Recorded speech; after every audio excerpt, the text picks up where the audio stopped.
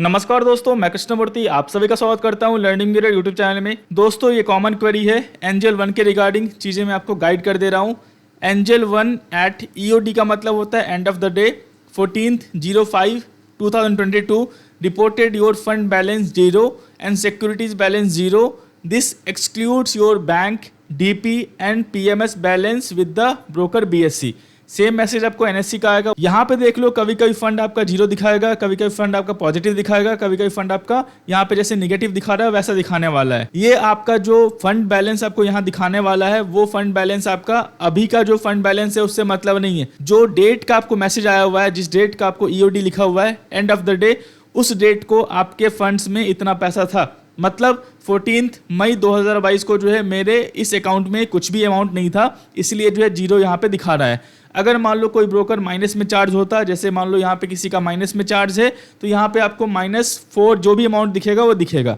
अगर आपका समझ लेना माइनस में चार्ज है तो वो चार्ज या तो आपका DP चार्ज होगा, या फिर आपका अकाउंट मेंटेनेंस चार्ज होगा, या फिर कोई और चार्ज होगा, या फिर मान लो अपने डीमेट अकाउंट ओपन किया होगा उसको भूल गए आप ऑपरेट करना, या फिर क्वार्टरली या जो मंथली आपका DP मेंटेनेंस चार्ज है या फिर अकाउंट मेंटेनेंस चार्ज है वो आपसे ले रहा है और फंड में आपके बैलेंस नहीं है तो वो आपको माइनस में दिखा रहा है। पैनिक मत होना, फंड आप ऐड करोगे माइनस वाला जो पार्ट है वो चला जाएगा, इससे आपको कोई भी इंपैक्ट नहीं पड़ने वाला आपके होल्डिंग्स पे।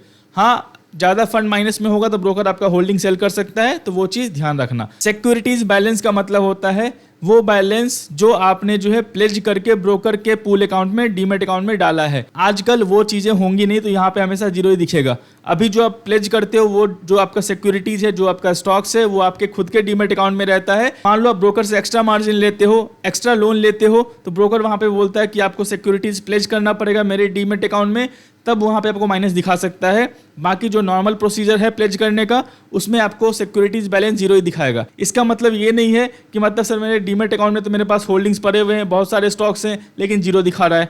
समझ के कॉन्सेप्ट? आपका स्टॉक्स ब्रोकर के डीमेट अकाउंट में प्लेज है मार्जिन के लिए, तो यहाँ पे आपको कितना नंबर ऑफ स्टॉक्स प्लेज है वो दिखाने वाला है। अगर ये 0 दिखा रहा है मतलब कोई भी स्टॉक्स आपका प्लेज नहीं है ब्रोकर के डीमेट अकाउंट में। Concept clear?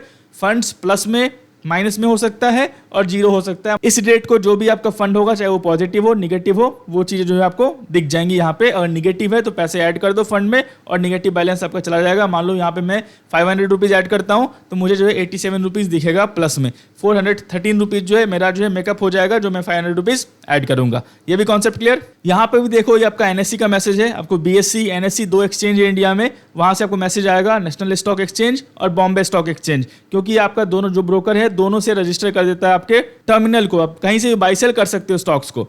यहाँ पे देख लो सेम है आपका 9/7 को, मतलब 9 जुलाई 2022 को जो है फंड बैलेंस 0 है, सिक्योरिटीज बैलेंस 0 है। दिस एक्सक्लूड, इसका मतलब क्या हुआ?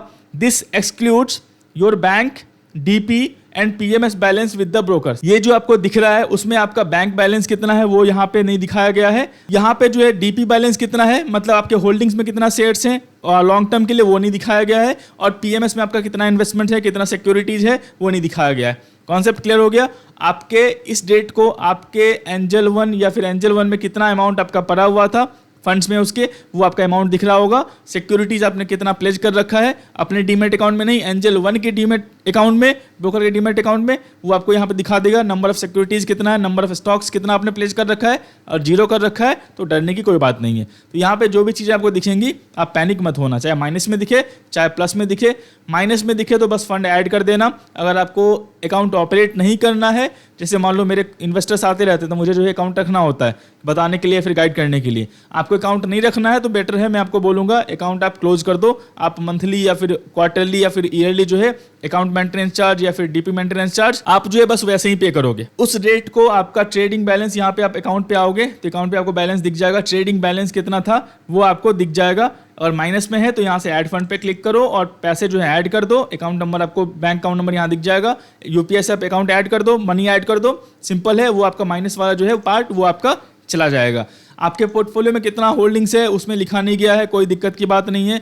आपने यहाँ से कोई स्टॉक प्लेज किया होगा, आप लोन लेने के लिए एंजल 1 के डीमेट अकाउंट में हमने शेयर्स ट्रांसफर कर रखे होंगे, तो आपको वहाँ पे दिखाएगा सिक्योरिटीज जो है कितना प्लेज है। वैसे आजकल जो प्लेज करते हो वो आपके खुद के डीमेट अकाउंट में रहता है, तो सिक्योरिटीज बैलेंस वहाँ पे 0 ही दिखाएगा आपको। अगर आपको नंबर्स दिख रहा है तो समझ लेना जो है वहाँ पे आपने कुछ प्लेज किया हुआ है, जो कि आपका स्टॉक्स एंजल 1 के साथ है आप जो है उसको अनप्लेज कर दो या फिर विड्रॉ कर लो। मेरे पास फंड्स में पैसे हैं फिर भी जीरो दिख रहा है, कोई दिक्कत नहीं है। अभी आपके पास फंड्स में पैसे हैं लेकिन उस डेट को आपके फंड्स में पैसे नहीं थे।